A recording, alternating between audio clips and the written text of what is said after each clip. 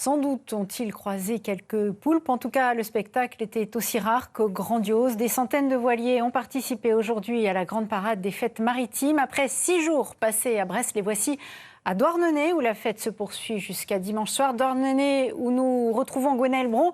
Bonsoir Gwenaëlle. Alors, vous êtes précisément au port du Rosmeur. Faites-nous vivre cette magnifique journée.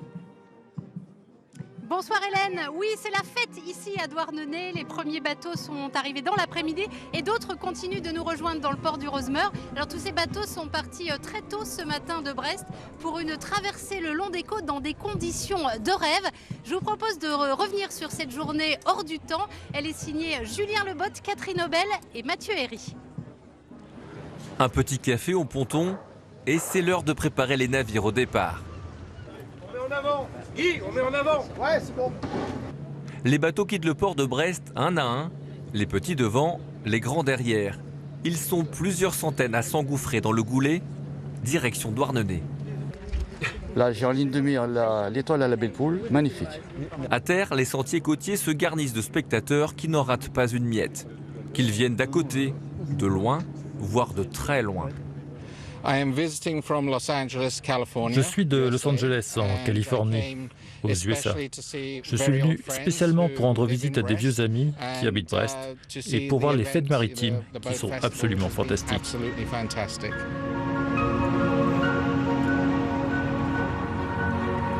La flottille approche désormais de la pointe de Pénire, à Crozon.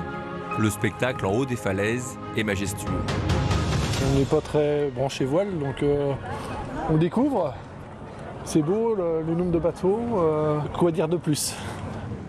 Au pied des spectateurs, les fameux tas de poids.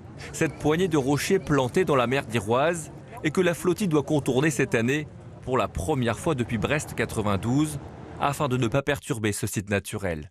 Il y a 8 ans, c'était magnifique quand ils sont passés au travers des roches et des tas de poids. C'était sublime. On avait l'impression que c'était les pirates qui arrivaient. C'était très beau. Là, c'est différent, mais c'est toujours aussi beau.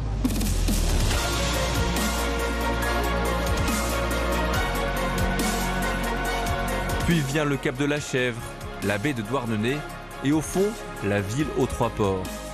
La fête des vieux gréments se poursuit désormais en Sud-Finistère. Sur l'eau, le spectacle était tout aussi magique. Arthur Konanek et Valérian Morzadek ont eu la chance d'être au cœur de la flotte pour nous faire vivre cette journée.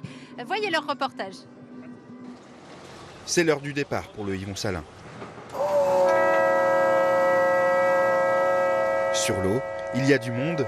L'équipage, tous d'anciens marins, est aux aguets. Attention, il y a un petit bout de cul qui arrive. Ici, il faut avoir les yeux de partout parce qu'autrement, c'est le souk. Il y en a qui te virent devant, c'est pas un problème, mais 30 tonnes à arrêter, c'est pas facile non plus. Construit en 1955, classé monument historique en 2016, cette ancienne vedette SNSM démarre encore au quart de tour et ne craint pas la marée. Quel que soit le temps, il rentre dedans, on se fait secouer, mais il ne mouille pas. Les 9 membres de l'association travaillent toute l'année pour préserver ce patrimoine marin.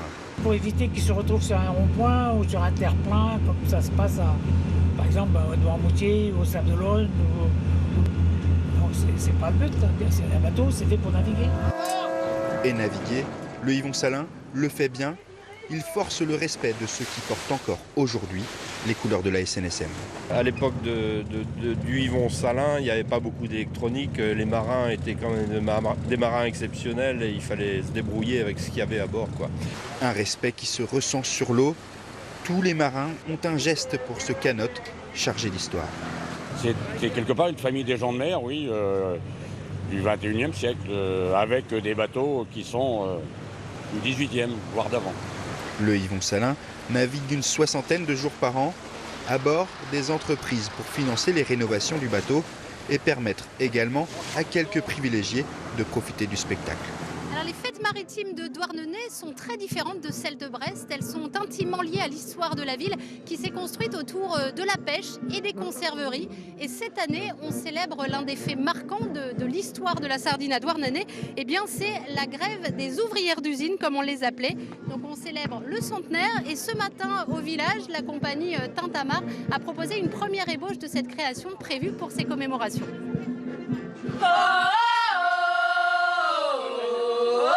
Ce chant, c'est l'appel à l'usine. À n'importe quelle heure du jour ou de la nuit, dès que la sardine est là, les femmes doivent immédiatement se rendre à l'embauche. Le poisson n'attend pas.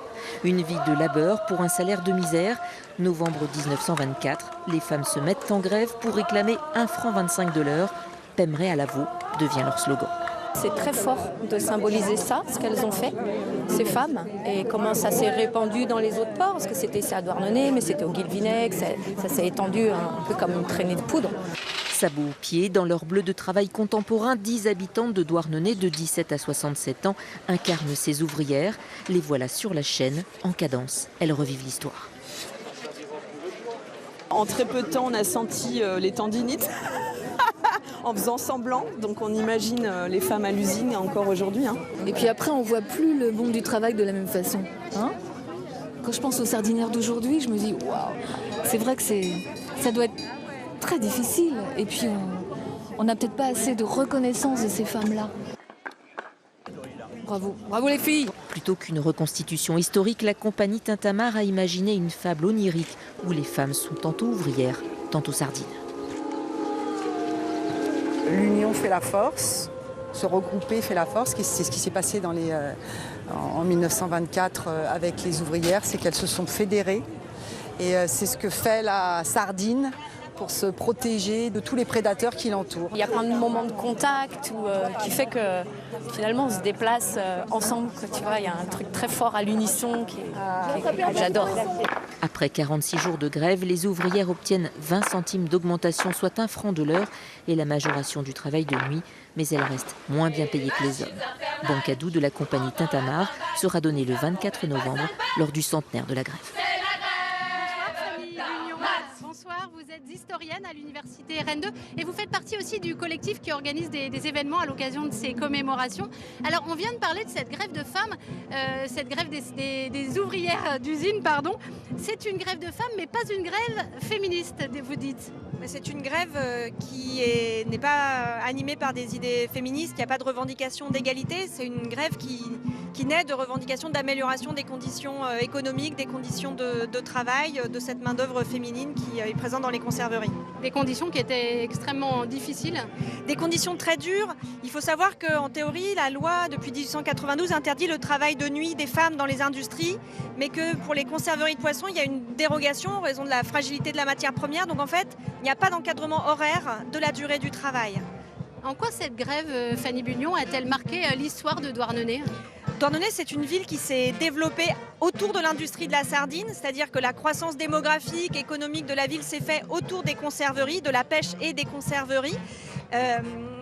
Et que cette histoire a marqué la ville pendant plus d'un siècle d'activité. Et que ça a marqué la construction de l'urbanisation, ça a marqué aussi l'identité ouvrière très importante de la ville. Et c'est vraiment un événement important que de commémorer cette grève cette année, enfin le centenaire de cette grève cette année. Et la ville s'y prépare justement en fin d'année, à partir du 21 ou 24 novembre. Il y a une exposition notamment en ville où les visiteurs sont sensibilisés. En quoi cette grève, elle résonne aujourd'hui, 100 ans après ? Elle a des résonances parce qu'elle a marqué justement la construction de l'identité ouvrière à Douarnenez, mais plus largement sur la question des combats et des luttes sociales. Et puis elle a des résonances encore aujourd'hui très actuelles, puisqu'il y a encore des conserveries qui existent, même si elles sont rares aujourd'hui. L'annonce de la délocalisation de l'usine Sopiquet de Quimper vers l'Europe du Sud, qui a été annoncée à la fin du mois de juin, est là pour témoigner aussi de la résonance que peuvent avoir ces mobilisations sociales. Et cette grève, est-ce qu'elle a marqué aussi de façon plus large les luttes ouvrières, pas uniquement dans le monde de la pêche ? Alors c'est une grève importante parce que c'est une grève victorieuse. Des grèves, il y en a eu beaucoup, mais là c'est une grève victorieuse, c'est-à-dire que les revendications, elles ne sont pas énormes. Les femmes gagnaient, parce qu'on parle surtout des femmes, il y avait quelques hommes aussi, mais la majorité de la main-d'œuvre est féminine. Et celles qui étaient emboîteuses, donc les postes le plus important, étaient celles qui étaient avec les salaires parmi les plus faibles, elles gagnaient 80 centimes de l'heure. Alors 80 centimes de 1924, ça équivaut à l'époque au prix d'un litre de lait. Donc c'est vraiment des salaires extrêmement bas parce que les femmes sont payées moins, les femmes n'ont pas les mêmes droits que les hommes, des droits sociaux, les droits politiques, donc elles sont vraiment dans une position de vulnérabilité économique et sociale très forte. Et pas que dans le monde de la pêche, on l'a bien compris. Merci beaucoup Fanny Bugnon, merci d'avoir été avec nous. Je vais vous laisser profiter des fêtes maritimes de Douarnenez, puisque ici, eh bien, elles ne font que commencer. Il y a des instruments, des petits groupes, des fanfares à tous les coins de ce petit village. Et belle soirée à vous. Merci. Merci Gwenaëlle de nous avoir fait vivre ce début de soirée en direct de Douarnenez.